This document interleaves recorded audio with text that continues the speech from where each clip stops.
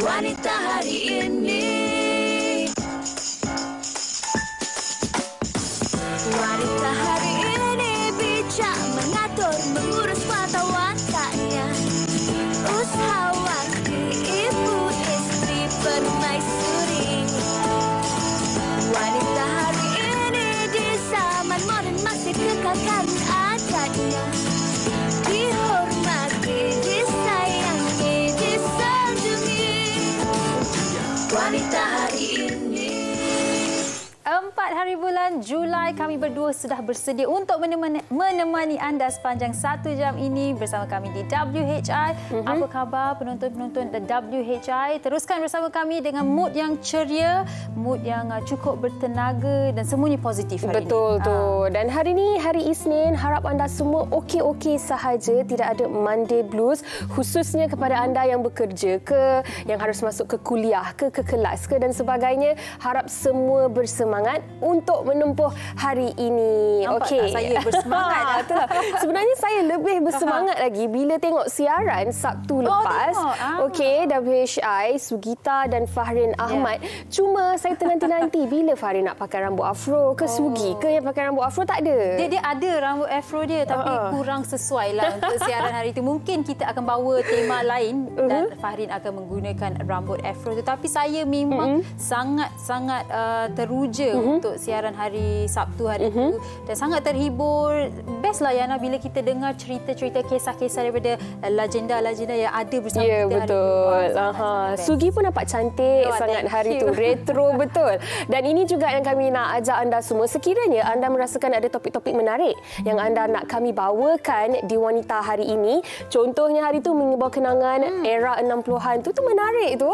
Boleh terus ke laman Facebook kami Wanita Hari Ini TV3 ataupun boleh follow kami di Instagram WHI TV3. Ayo hantarkan komen dan juga pandangan anda. Yana pula buat apa hari itu hujung minggu? Yana banyak berehat sahaja di rumah. Maklumlah sekarang ni Yana kan secara peribadi pengalaman pregnancy yang pertama ni, mengandung yang pertama ni, bila masuk je 7 bulan tu dia dah mula rasa penat-penat sikit, dah rasa mengah-mengah sikit. Dan kalau anda perasan juga kalau Yana mengacara sambil berdiri akan dengar bunyi mengah-mengah tu. Tak sabar ni nak tengok baby Yaina dan juga Raja Syairan. Dan tak ada berkongsi dengan mereka yang semalam awak mengidam nak makan donat? Betul. Semalam teringin makan donat. Lepas tu pukul 8.30 malam Sugi, saya macam udahlah donat, walaupun rasa bersalah dengan diri sendiri tapi bila donat tu sampai order dam ketul, makan seketul je. Dia lebih kepada nak rasa. Betul. Tapi tak apalah, ini peluang awak untuk makan sebanyak mana yang awak nak, sebab lepas ni bila berpantang banyak yang tak boleh makan. Banyak yang tak boleh makan. Terutamanya Umi Yana dia dah cakap dah, nanti pantang dengar cakap betul-betul jangan nak ingkar arahan Okey ibu saya dengar. Okey, kalau anda ada apa-apa tips nak diberikan kepada Yana sepanjang pregnancy Yana ni, bolehlah anda share bersama dengan Yana. Tapi apapun siaran hari ini kami nak kongsikan kisah menarik yang baru-baru ini tular. Walaupun videonya dah lama. Ya, video ni dah lama tapi baru tular di media sosial di mana seorang adik kecil ini namanya Nur Adilia Rania Hanif Akbar. Wow, sedapnya nama dia. Memang petah bercakap, cakapnya tak berhenti dan telah menjadi Johan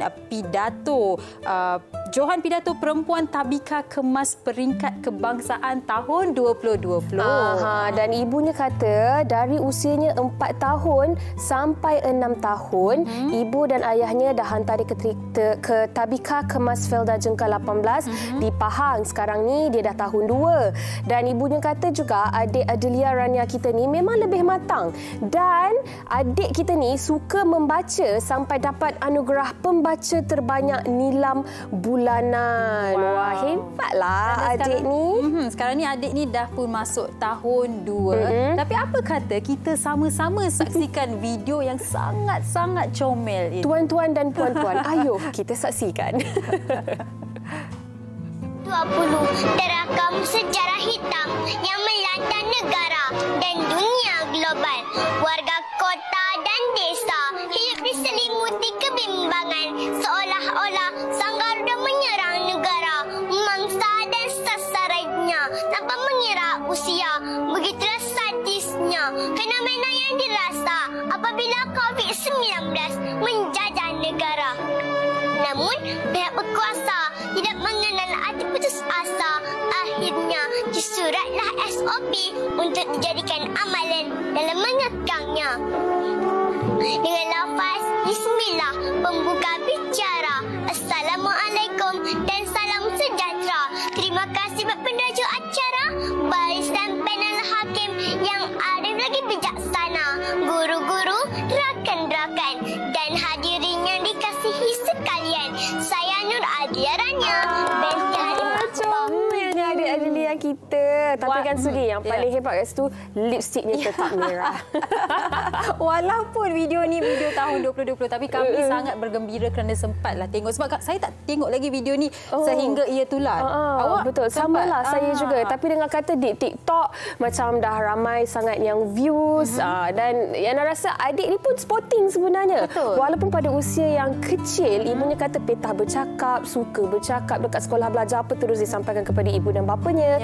Dan yang rasa adik ni sangat-sangat sporting lah, Sugi. Betul, betul. Adik ni sangat-sangat sporting dan saya rasa ibu dan ayahnya pun pastinya sangat-sangat sporting kerana memberi dorongan. Dan itulah juga topik kita pada hari ini. Siapa lebih sporting? Wow, biasanya mereka akan kaitkan yang lebih sporting ni dengan kaum lelaki. Katanya lebih chill, lebih relax, tak tension, tak stres sangat. Tapi bagi saya, wanita pun sporting. Kan? Betul tu. Dan kalau kita bercakap dalam konteks ibu dan ayah pula, okey, dalam kalangan kanak-kanak pula, ada tak yang merasakan ibunya lebih sporting ataupun ayahnya lebih sporting? Ni yang kita nak bincangkan pada hari ini bersama dengan dua orang tetamu yang akan berada bersama dengan kita di studio. Tapi apa pula kata anda? Adakah anda rasa kaum Hawa sebenarnya lebih sporting ataupun kaum Adam? Jadi kongsikan pendapat anda bersama kami di Facebook WHI. Tapi lepas ni kita nak tanya kepada tetamu-tetamu kita di studio. Siapa lebih sporting? Kita fight kau-kau lah. Boleh. Wanita. Untuk sekarang kita berehat seketika. Kita akan kembali selepas ini di Wanita Hari Ini. Wanita Hari Ini. Wanita Hari Ini. Kalau dia pun suka cycling, kira okeylah tu, Pa. Itulah. Papa pun rasa bersalah juga. Rasa macam Papa nak proceed. Tapi dalam waktu yang sama, Papa rasa macam tak sesuai pula. Kenapa? Papa tak rasa dia sukakan Papa lah.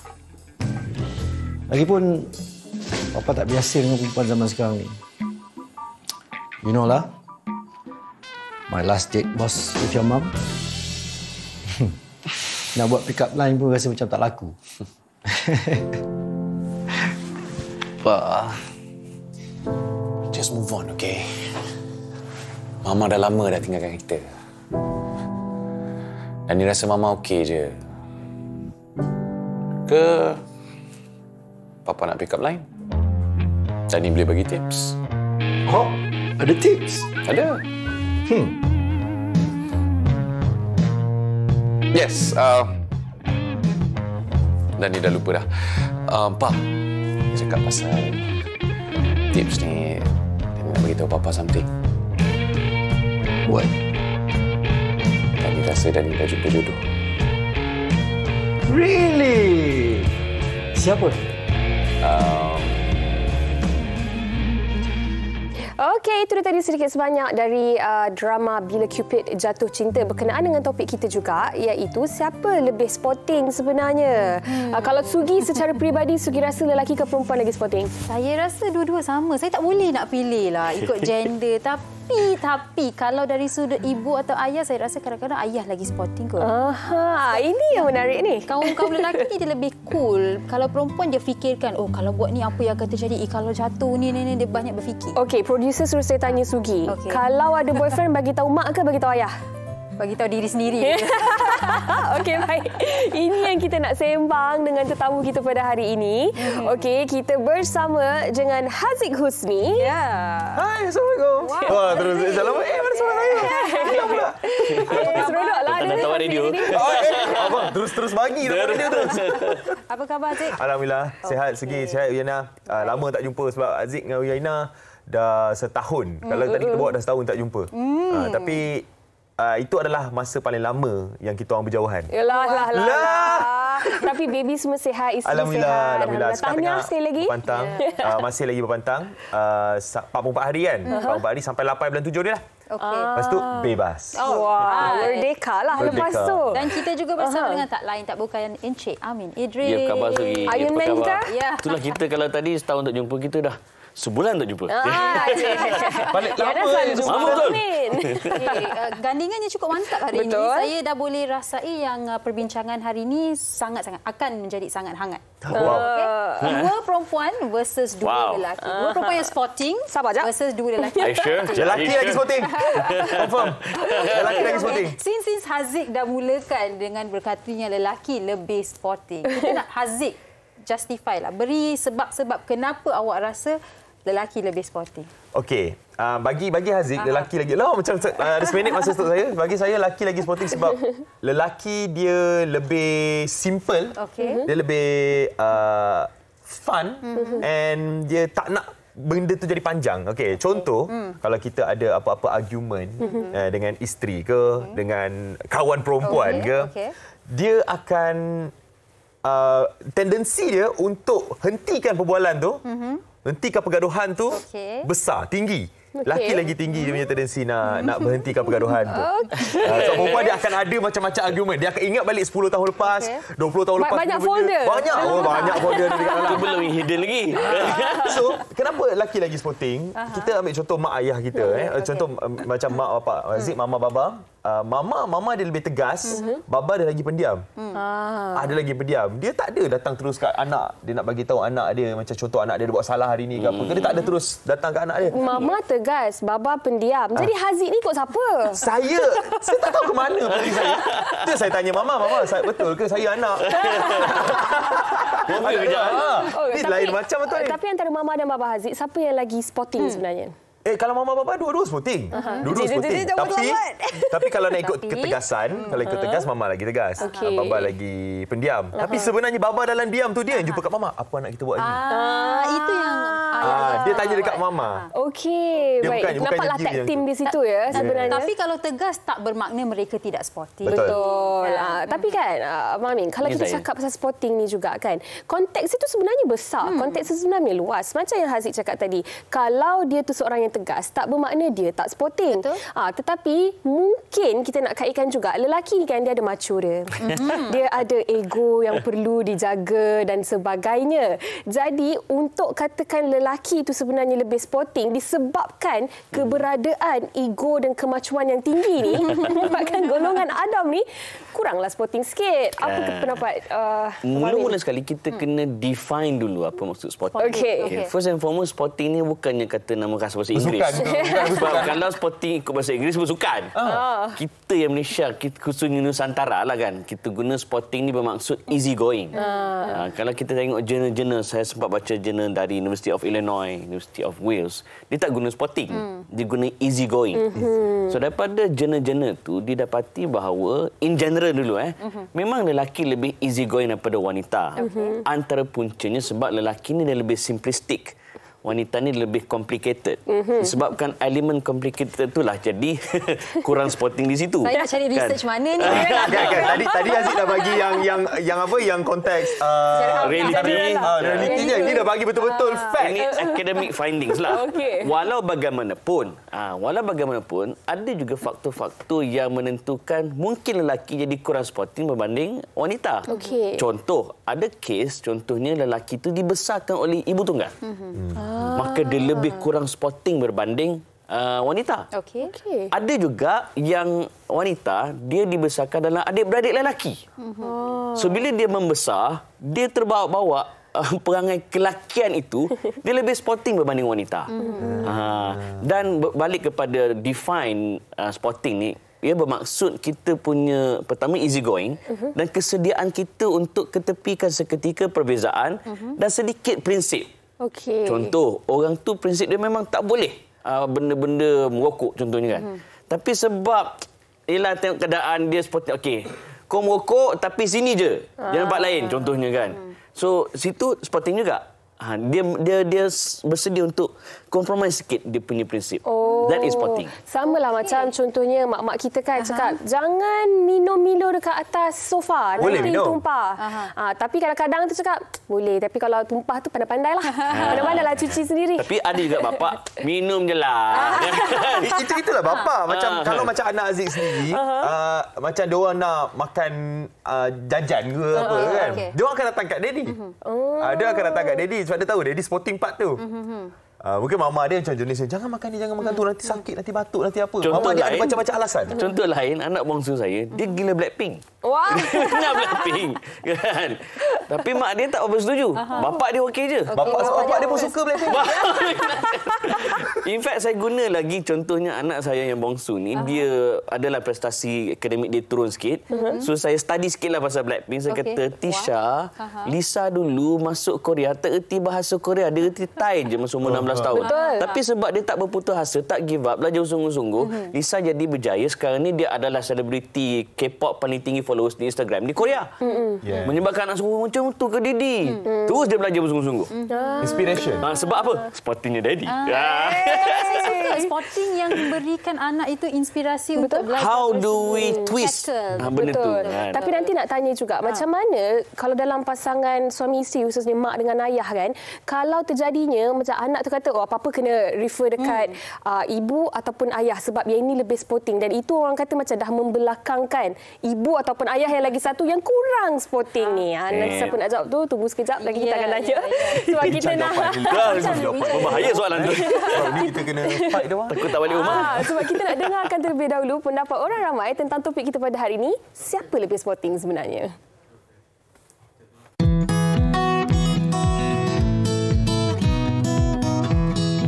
Lelaki ataupun perempuan lebih sporting? Okey, semestinya saya memilih lelaki. Sebab kenapa? Lelaki dia boleh berkawan dengan semua orang, tak kisah sama ada dia baru kenal ataupun dia tak kenal langsung. Tapi perempuan, mengikut pada pengalaman saya, dia hanya sporting dekat orang-orang yang tertentu sahaja dan orang yang dia kenal. Macam kawan office saya, diorang orang-orang yang dalam office, kawan-kawan office dia memang sporting habis. Tapi bila dia jumpa orang luar, kat situ kita boleh tengok sama ada dia sporting ataupun tidak. Tapi kita kena ikut pada keadaan semasa dan situation kita nak sporting tu. Janganlah kita sporting tempat-tempat yang orang ramai tiba-tiba kita buat gelak-gelak, tak. Okey. So kita kena sporting ikut pada keadaan dan tempat. Bagi pendapat saya lah, lelaki dan juga perempuan adalah sama-sama sporting. Okey, selain itu juga pengalaman yang bagi saya lah, lelaki senang kita nak berinteraksi. Sekiranya ada apa-apa masalah, kita tak malu kita nak bercerita. Macam perempuan, kita susah sikit nak bercerita kerana perempuan ni dia macam malu-malu. Macam saya sendiri pun nak bertegur dengan perempuan pun memang agak malulah. Sporting ni kita perlulah bertempat supaya tidak ada apa-apa berlaku macam satu situasi kita berada dekat vacation lah. So bila apa-apa kita nak berborak, kita nak bergurau, kita lebih selesa biar kita nak cari kawan yang lebih okey. Halah Sugi, dua-dua responden kita dua-dua lelaki. Nampak macam sedikit tidak adil di situ. Tapi jangan risau Yana. Di Facebook saya setakat ni komen yang saya baca kedua-dua Syam dan juga Maz ramai juga, tapi saya baca dua komen ni dahululah. Syam Angah berkata, of course yang paling sporting dan understanding adalah bonda saya, Puan Nur Bibah. Sentiasa memahami anak-anaknya tapi bergantung pada situasi. My bonda is the best person in the world. Love you, Mami. Mas Aisyah berkata, ibu lebih sporting sebab ibu lebih rapat dengan anak-anak dan nampak apa kelebihan dan minat anak-anak berbanding bapa. Wow. Okeylah, cukuplah. Spend time. Ya, betul. Kita dah boleh wrap dah discussion kita. dah. Itu tajuk lain. Okey. Macam tadi sebelum kita pergi ke pendapat orang ramai, Ana sempat bertanya kan, macam Haziq sendiri. Haziq tadi ada berkongsi yang kalau anak-anak kalau nak makan jajan ke apa-apa ke, akan pergi ke Haziq. Mungkin dalam sesetengah aspek ataupun sesetengah perkara, anak-anak ni sendiri pun dia akan ada dia punya favoritism dia in terms of siapa yang lagi sporting sebenarnya. So dia tahu dia akan dapat easy way out di situ. Dia akan senang dapat di situ. Tapi kalau macam Haziq sendiri, macam mana nak counter balik supaya nanti isteri pun tak marah dan anak-anak tu pun macam okey, Daddy cool. Itu penting dia communication. Suami dengan isteri. Memang apa yang anak-anak buat dengan Haziq. Contohlah Haziq bagi Putri buat me time, pergilah mana-mana buat apa. Haziq akan jaga anak-anak kat rumah. Anak-anak akan macam buatlah apa yang Haziq bagi buat. Nak tengok kartun ke, nak makan jajan ke apa ke, masa tu Haziq bagi dia. Tapi bukannya Haziq tak bagi tahu Putri, Haziq bagi tahu Putri. Haziq akan cakap dengan dia yang budak-budak ni bagi jajan, tapi kena marahlah. Kena marahlah, itulah kena terima tu. Kenapa bagi dia orang ni? Kita kena batukkan dia orang ni. Kena marah lu. At least saya bagi tahu dia. Dan apa benda yang dia buat dengan anak. Contoh dia ada marah anak pada hari itu. Kan? Contoh dia ada anak dia buat salah ke apa, dia bagi tahu dia marah, and apa yang dia marahkan, dia akan bagi tahu kat Haziq. Setiap malam kita akan cakap benda tu. Kita akan bincang pasal anak. Kalau Haziq busy pun kita akan WhatsApp. Cakap pasal anak, sebenarnya hari ini buat ni, buat tu. Kita kena ada communication tu supaya anak-anak tak rasa macam satu belah aja, satu belah pihak aja yang diorang boleh refer. Macam sporting, daddy. That's why mama ni dia ada benda yang kita boleh refer kat dia. Yang dekat daddy pula ada benda yang kita boleh refer kat daddy. Dia tak boleh macam seorang. Dia kena ada portfolio dan jurisdiction. Daripada awal lagi dah tahu dah. Okey, nak ni dekat mama, nak ni dekat daddy.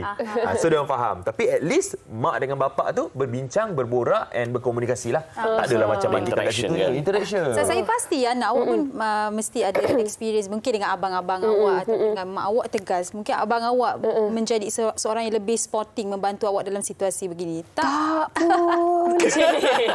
Tak adalah. Betul. Sebab macam Yana macam yang Abang Mi cakap tadi lah, Yana dibesarkan oleh seorang ibu tunggal. Jadi macam mana sekalipun Yana cuma dapat merasa dan melihat dari satu sudut saja, iaitu ibu itulah yang sporting ke, yang garang ke, apa-apa semua dia sahaja. Tak bantu abang-abang awak. Tak ada.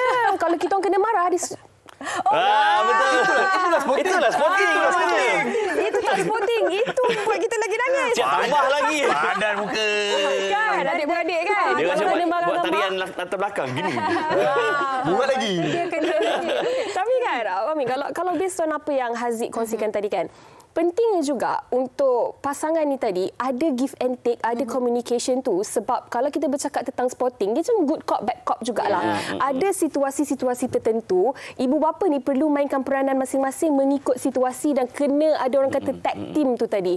Kalau tak, itu yang akan jadi okey, apa-apa kita terujuk kat daddy, sebab dengan daddy macam easy pass. Confirm dapat. Kalau dengan mak ni susah sikit. Kita dulu kan ingat tak, Haziq zaman buku rekod online ke buku rekod sign? Sign ke? Kan? Bagi siapa dulu sign? Baba kan? Sebab dia datang sekolah. Kan? Dan mana lagi takut sign rekod? Mak ke ayah? Mak kan? So kita tengok juga ada setengah mak, mana kalau ayah sporting dia suruh ayah sign, so ayah sign dah. Ataupun mungkin ikut result bagus, mak sign. Result tak bagus, ayah sign. Okay. So menjawab soalan yang tadi, dia punya keyword ialah adaptif. Ibu dan bapa dia tak boleh terlalu luruh mendul. Maknanya kalau A untuk satu penyelesaian, semua keadaan penyelesaian sama. Dan bukan sekadar ibu dan ayah ataupun mak bapa. Even bos, contoh saya banyak juga buat training di syarikat-syarikat swasta. Mereka kata ada yang lebih prefer bos lelaki daripada perempuan. Sebab kalau bos lelaki, dia lagi contoh bila bagi kita kerja, yang penting siap kan pada tarikhnya. Tak terlanggar deadline lah. Itu je. Tapi kalau bos perempuan, yang penting siap, lepas tu font 12, double spacing, lepas tu cover pula binding, lepas tu plastik warna merah. Detail kan. Pengalaman kerja dulu ke macam mana? Pengalaman buat training kat orang-orang lah. So ada bagi realitinya, bos kena adaptif. Kalau dia tahu staff dia begini, maka beginilah caranya. Dia tak boleh satu cara untuk semua orang. Begitu juga dalam parenting. Dia tak boleh untuk satu cara pada semua anak-anak. Kan? Sebab tu dalam parenting pun kita dilarang untuk banding-banding. Kau cuba ikut contoh kakak kau. Kan contohnya kan. Sebab kakak ada kelebihan dia. Betul. Kalau kita kata, boleh tak belajar sikit pada kakak? Bolehlah. Tapi kalau nak suruh bulat-bulat, tak boleh. So, kita kena adaptif. Barulah nampak kita sporting yang lebih seimbang, bukan sporting yang melampau. Dan tak bias, kan? Sebab kalau sporting melampau, masalah agak. Anak dah Anakku sampai... Sazali lah. Anakku Sazali. Bapak yang membesarkan Sazali babi buta kan? Terus jadi. Apa yang Cik Amin katakan tadi, keyword dia adaptif. Betul. Kan? Kita kena pandai menyesuaikan diri. Correct. Tapi kan kalau kat set WHI, kesemua kami host dan producer semua sporting. Tapi yang terpaling sporting adalah Fahrin Ahmad. Tak boleh lawan. Laki. Tapi tengok, walaupun semua orang ikat keliling dia perempuan, tapi paling sporting siapa? Laki. Dia sporting sebab dikelilingi wanita. Sebab dikelilingi wanita. So dia pun jadi Ayu lah. So dia jadi sporting. Okay. Tapi Haziq nak tanya, Haziq dengan Ayu, kalau kami tengok konten anda berdua, memang sangat menghiburkan. Bila kita tengok, sportingnya wife dia, Ayu ni sportingnya. Tapi nak tahu kisah di sebaliknya. Adakah Ayu sememangnya sporting ataupun Ayu dijadikan sporting? Okey, dia tak ada dijadikan ke apa sebab kita orang memang berkawan dari tahun 2012 daripada kita orang start belajar.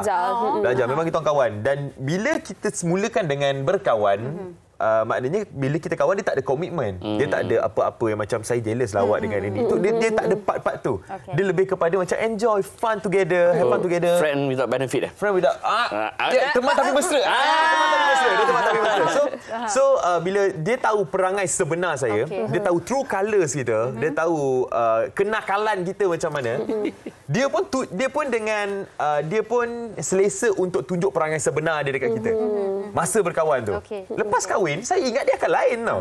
Ingat dia akan macam berubah, macam jadi isteri. Sekelip mata akan berubah. Dia tak berubah macam itu.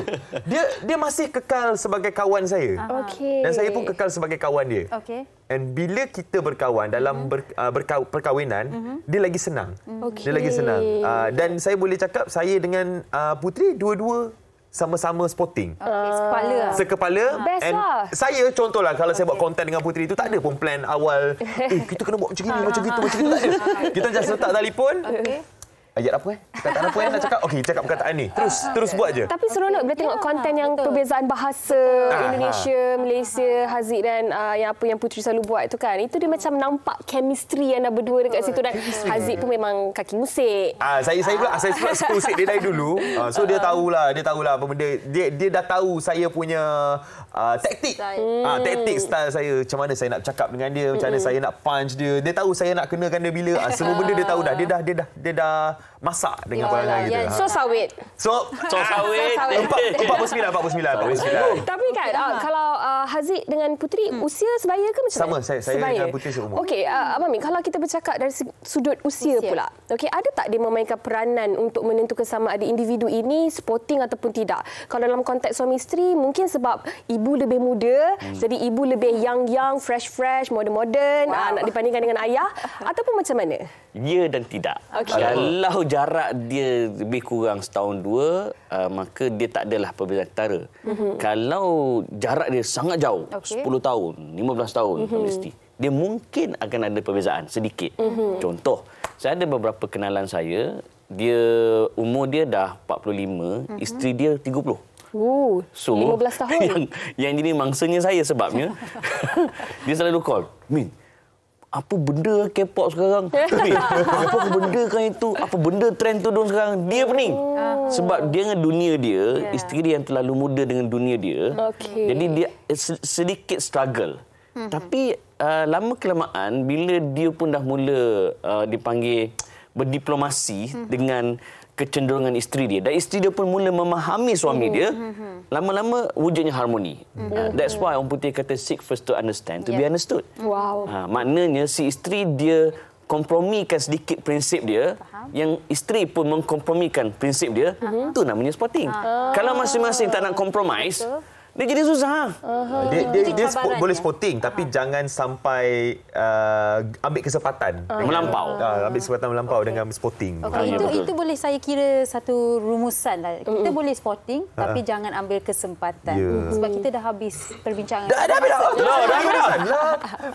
Encik Amin, sebelum tu nak tanya sedikit daripada Encik Amin lah. Kalau seseorang itu tidak kira lah mana-mana perhubungan, terlalu sporting, apa implikasinya? Kalau tak sporting pun apa implikasinya? Betul.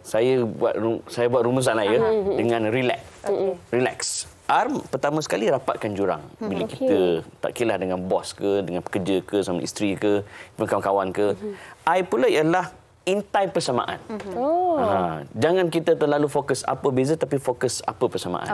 L pula ialah lupakan perbezaan. Bila kita terlalu fokus perbezaan, yang tu contohnya kawan tu Liverpool, kawan ni Manchester United. Memang sampai bila takkan bersatu. Gaduh kan. Jadi apa titik tengahnya antara Liverpool dan Manchester? Benar. Aku sokong Manchester. Okey, situlah datangnya E, empathy. Maknanya kita kata okey Liverpool, walaupun tim berbeza tapi kita empathy. Dia main sedap, main cantik. So puji bab yang kita bersama tu. Kemudian K pula ialah kurangkan expectation. Jangan terlalu letak expectation yang tinggi. Kan dalam movie Spider-Man itu kata, expect disappointment, you will not be disappointed. Kan? Betul. Dan last but not least, S ialah sebarkan kasih sayang. Sekian, terima kasih. Rumusan yang terbaik. Okey, untuk perbincangan kita pada hari ini, dan saya secara peribadi rasakan antara saya dan Syahiran, sebenarnya Syahiran jauh lebih sporty.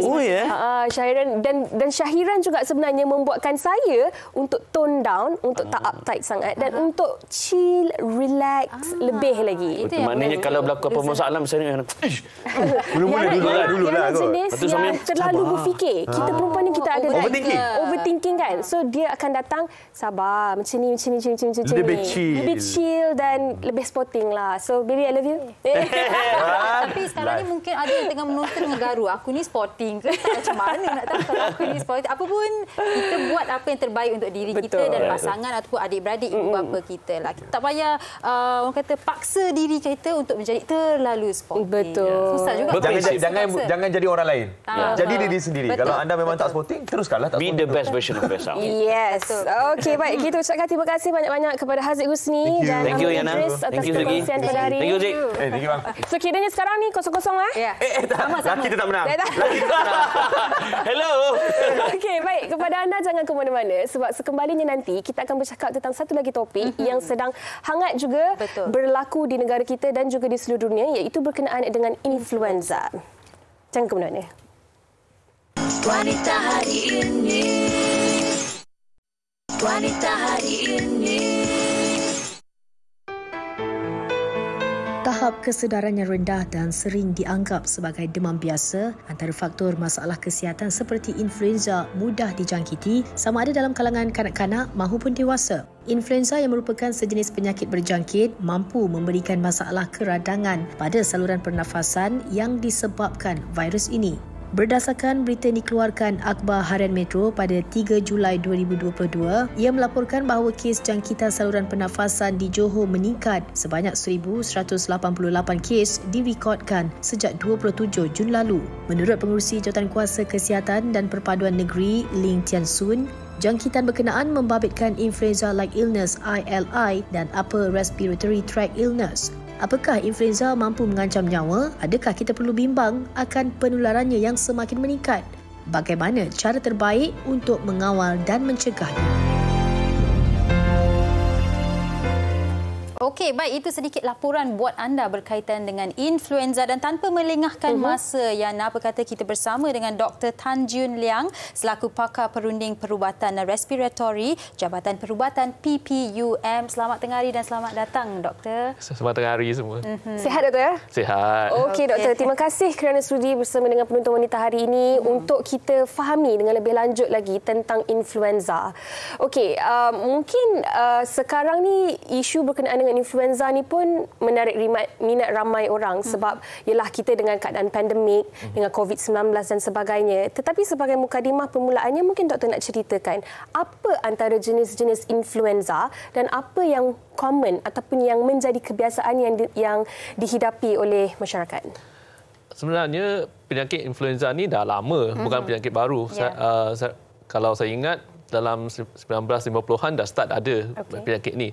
Dan ada pernah jadi wabak juga macam COVID. Cuma sekarang ni isu COVID jadi hangat. Jadi isu influenza ni jadi tone down. Jadi tak ramai yang pay attention tu. So tapi kalau kita tengok sebelum COVID ni, virus jangkitan kuman virus yang paling common ialah influenza. In fact kalau kita tengok kadang-kadang kita tengok dalam surat khabar memang nampak H1N1, H3N2. Ini antara contoh-contoh penyakit influenza. Dia ada yang paling common influenza A dengan influenza B. Influenza A ni kebanyakannya dia jangkit daripada haiwan. Contohnya daripada burung, ayam. Dia virus ni lompat daripada haiwan dan jangkiti manusia. Influenza B ni lebih pada manusia. So dua ni yang antara yang kita kata yang paling common. Of course kalau you tengok kadang-kadang ada yang laporkan influenza C, influenza D, tapi yang tu lebih pada yang haiwan, bukan yang manusia. Baik. Dan mungkin doktor, seperti yang doktor katakanlah, influenza ni dah bertahun-tahun ada. Macam saya sendiri yang kalau boleh kongsikan. Sebab tu saya 16 tahun dulu saya pun kena H1N1. Tapi mungkin ramai juga sentiasa dengar influenza tapi tidak tahu betapa bahayanya influenza ni. Jadi tahapnya doktor, adakah ia sangat bahaya dan bila sebenarnya ia menjadi sangat bahaya? Penyakit ni jangkitan kuman virus. Dia macam COVID juga. So, bila seseorang tu jangkiti kuman influenza, dia akan sakit, demam, sakit badan, sakit kepala, batuk, sakit tekak. Sampai lebih kurang sama dengan COVID. Tapi untuk individu yang risiko tinggi, contohnya ada penyakit jantung, penyakit diabetes, penyakit buah pinggang, ataupun orang yang obes, terlebih berat, orang tua lebih 65 tahun, ada budak-budak kurang dari 5 tahun, sebab daya tahan imun sistem tu kira lemah, lebih lemah berbanding dengan orang biasa. Jadi dia punya risiko untuk kematian tu lebih tinggi. Baik. Dan doktor, ada beza ataupun tidak untuk mereka yang pernah menghidapi COVID kan, berkemungkinan akan menghidapi long COVID juga. Jadi ada tak perbezaan antara gejala-gejala long COVID dan juga influenza? Ada beza ataupun tidak? Simptom long COVID lebih pada kita kata batuk perpanjangan, susah nafas, dan kadang-kadang letih. Untuk influenza dia lebih pada kita kata simptom dia lebih acute. Terus terjadi. So maksudnya hari ini sihat, esok tiba-tiba ada simptom-simptom yang saya cerita tadi. So dan simptom influenza ni dia tidak berpanjangan. Dia tak macam COVID. COVID dah sembuh tapi simptom tu ada lagi sampai 6 bulan, setahun. Influenza bila dah dirawati mungkin seminggu lepas tu dah sihat. Macam boleh balik kerja semua macam orang biasa. Baik. Dan doktor, mungkin para ibu dan bapa juga nak tahu kalau anak itu, sebab kanak-kanak kadang-kadang dia kuat ada selsema kan sebab pergi ke taska dan sebagainya. Jadi kalau anak kecil itu ada selsema tetapi tidak ada demam, perlukah ibu atau ayah itu membuat test supaya mengenal pasti adakah anak saya ni dijangkiti influenza ataupun tidak, ataupun tak apalah selsema biasa saja? So yang ni soalan yang bagus sebab macam ni. Simptom untuk selsema biasa, simptom untuk COVID dan simptom untuk influenza ni hampir serupa. Cuma beza dia, kalau selsema biasa ni dia tak ada demam, dia cuma mungkin selsema, sakit tekak, batuk, itu saja. Kalau COVID atau influenza, dia biasa dengan simptom yang lain. Yang simptom yang sama, tambah dengan sakit badan, sakit otot, sakit kepala, cirit-birit, muntah. Lagi banyak. Dia lagi banyak. Kalau untuk apa beza influenza dan COVID? Kalau yang COVID ada special punya satu. Dia hilang dari rasa, hilang dari bau. So kalau ada nasihat saya, bila kalau ada simptom mana-mana satu, buat cek untuk COVID dulu. Sekarang ni memang masa wabak, memang cek COVID dulu. Tapi ada juga yang test kit yang boleh satu kali cek untuk dua-dua penyakit. Influenza dengan COVID sekali cek.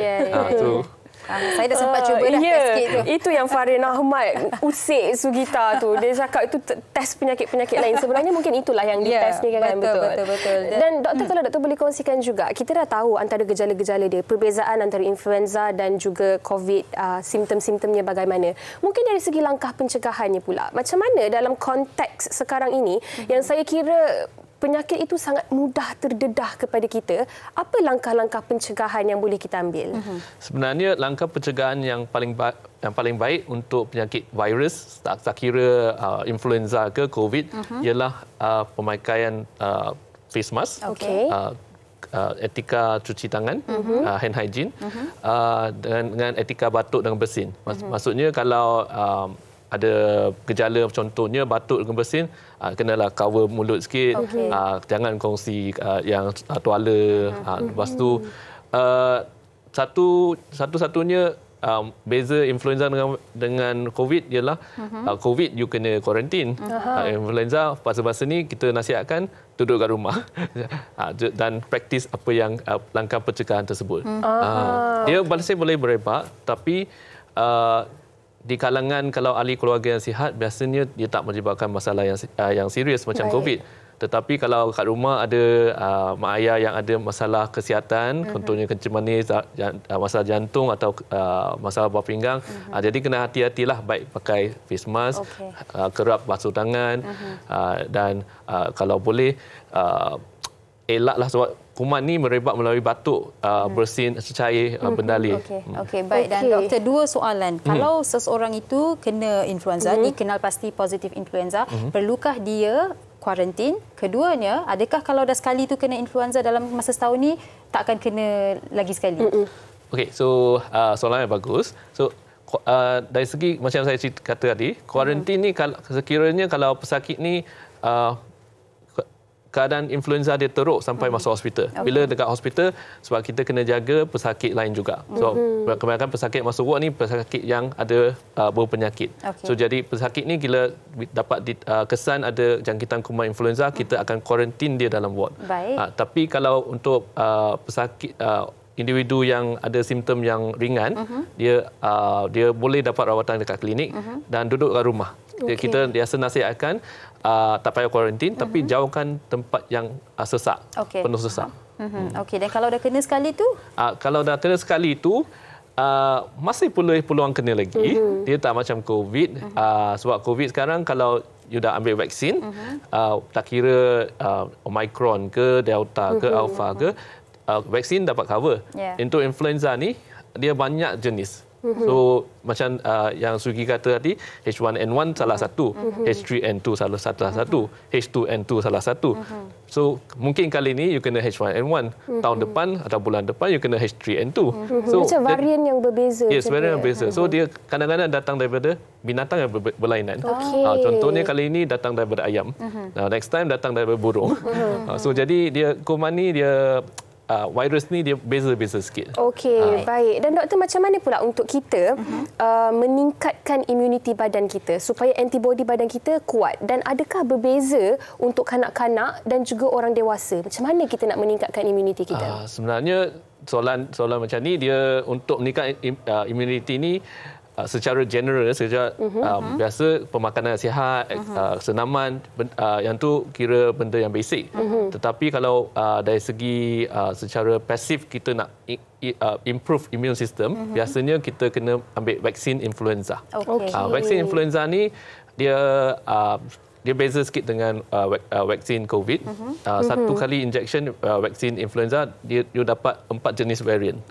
So dia dapat cover 2 influenza A dengan 2 jenis varian influenza B. So yang biasa 4 jenis varian ni jenis influenza yang paling biasa pada tahun tersebut. So maksudnya peluang untuk dapat jangkitan kuman influenza tahun tersebut setelah vaksin adalah rendah. Tetapi masih ada peluang untuk dapat varian lain yang tidak di-cover oleh vaksin. Tapi yang tu kira varian yang tak common. So nak kena pun kira susah. Jadi setiap tahun perlu ambil influenza vaksin? Ya, kalau untuk individu yang berisiko, contohnya orang yang berpenyakit, orang yang obes, orang yang tua, high comorbidity lah. Yes. Jadi mereka dinasihatkan ambil vaksin influenza setahun sekali. Maksudnya doktor, sesiapa yang belum mendapat vaksinasi influenza ni, mereka boleh ke mana-mana klinik atau hospital dan kata, okey, saya nak ambil vaksinasi influenza. Boleh. Dan vaksin ni dah ada di pasaran dah sangat lama. In fact kalau you tengok untuk individu yang pergi umrah, pergi haji, salah satu vaksin ialah vaksin influenza. Betul. Sebab influenza ni kebanyakan jadi pada musim sejuk. Negara kita tak ada musim sejuk, hari-hari panas. Tetapi kadang-kadang ada musim tenggeju, sejuk sikit, jadi virus tu jadi lebih. So ada setengah bulan memang kita nampak banyak sikit kes. Contohnya sekarang, bulan Julai, Ogos, September kadang-kadang lebih banyak. Ataupun musim tenggeju akhir tahun, bulan 11, 12, bulan 1, kita nampak kes naik banyak. Okey. Baik. Dan doktor, biasanya kan influenza ni tempoh kita menghidapi influenza ni biasanya berapa lama, dan kalau melebihi tempoh berapa lama yang perlu kita risau lebih lagi? Okey. Virus ni malangnya bila dah kena jangkitan, sebenarnya dia dah start merebak. So maksudnya bila you ada symptoms, virus tu mungkin dah dalam badan kamu sehari sebelum tu. So jadi dia ada rawatan antiviral yang khas. Kalau dia dapat detect dalam 72 jam masa symptoms terjadi, dia boleh ambil antiviral dan dia boleh kurangkan tahap keseterukan jangkitan kamu, dan peluang sembuh tu lebih tinggi. So biasanya pesakit yang masuk hospital, masuk kat ward, kalau dia ada detect, kita suspect influenza ke atau kita dapat detect dia ada influenza, kita akan bagi dia antiviral. Baik. Dan doktor, mungkin sekali lagi doktor boleh kongsikan berkaitan dengan simptom-simptom perbezaannya bagi COVID, influenza, dan kalau katakan selsema biasa. Mungkin ada yang masih tertanya-tanya, kalau COVID kadang-kadang tak ada simptom tapi positif. Kalau influenza boleh ke? Kalau tak ada simptom saya cek positif, boleh ke? Influenza ni jarang sekali kalau tak ada simptom dia positif. Kecuali untuk kanak-kanak ataupun orang tua. So biasanya kalau tahap imunisasi imun sistem tu tak sekuat yang orang dewasa, demam tu takkan terjadi. So tapi saya boleh kata hampir setiap kes influenza dia ada setengah-setengah simptom, tapi tak semestinya mesti ada, contohnya demam, baru cakap dia ada influenza. So masih berpeluang dapat, tetapi dia takkan totally tak ada simptom. Baik. Dan doktor, sedikit mungkin dari sudut pandangan untuk ibu-ibu mengandung, adakah lebih berisiko sekiranya mereka terkena influenza dan sebagainya? Ya, memang betul. So kalau ibu mengandung yang terkena influenza, dia boleh menyebabkan janin pramatang. So boleh bersalin lebih awal. Kadang-kadang pun boleh menyebabkan jangkitan kuman hingga kepada baby dalam kandungan. So jadi kalau ikut recommendation daripada Pertubuhan Kesihatan Sedunia WHO, memang disarankan ibu mengandung ambil vaksin influenza masa mengandung. Even kalau yang kat Malaysia kita ada guideline, garis panduan yang untuk sesiapa orang dewasa mana yang perlu influenza ni, salah satu golongan dia ibu mengandung dan of course orang yang berisiko lah. Baik. Banyak dikongsikan oleh Dr. Tan Jun Liang. Terima kasih doktor. Yang pasti kita harus sentiasa monitor tahap kesihatan kita dan ambil tahu apa antara simptomnya seperti yang doktor dah kongsikan. Ambillah langkah-langkah yang perlu diambil. Betul, dan antara etika batuk yang saya belajar juga adalah jangan batuk ataupun bersin tutup menggunakan tapak tangan. Mungkin boleh begini, bersin dan batuk di sini, supaya kalau tapak tangan ni, betul kita dah ni, betul kita lap-lap, lepas tu kita pergi pegang semua tempat yang lain, jangan. Lebih merebak virus tu tadi. Okey, baik. Terima kasih sekali lagi kepada doktor dan kepada anda. Jangan ke mana-mana, kita nak berehat seketika. Kita kembali selepas ini di Wanita Hari Ini. Terima kasih doktor. Thank you. Wanita Hari Ini. Wanita Hari Ini. Okey, kembali bersama kami dan Yana. Kami berdua sebenarnya sempat baca komen-komen anda dan saya nak kongsikan di sini komen daripada Rohana Mansur. Katanya anak-anak lebih kepada saya. Kalau diorang nak minta duit ke, nak pergi mana-mana ke, diorang akan minta dengan saya. Diorang cakap mak lebih sporting. Dan seorang lagi komen daripada Nurul Azira. Pengalaman saya lah, ibu lebih sporting. Nak keluar dating ni, tapi ibu yang bagi duit belanja. Ayah mungkin nampak je garang, tapi dia easy. Tak payah nak complicated macam tu. Dan Johanna Abdul pula kata, pengalaman saya sendiri selama bekerja sebagai ramai customer lebih suka berurusan dengan staf lelaki berbanding staf perempuan. Staf perempuan lebih emosi. Saya kira perbincangan hari ini membuka mata kita jugalah. Dia balance lah. Betul. Dia sporting ni dia berdasarkan individu itu sendiri. Jangan terlalu stres, terlalu rigid orang kata. Kadang-kadang kita kena take a chill pill. Betul. Dan Yana, Ria, baju awak hari ini kuning hijau. Apa yang luarnya hijau, dalamnya kuning?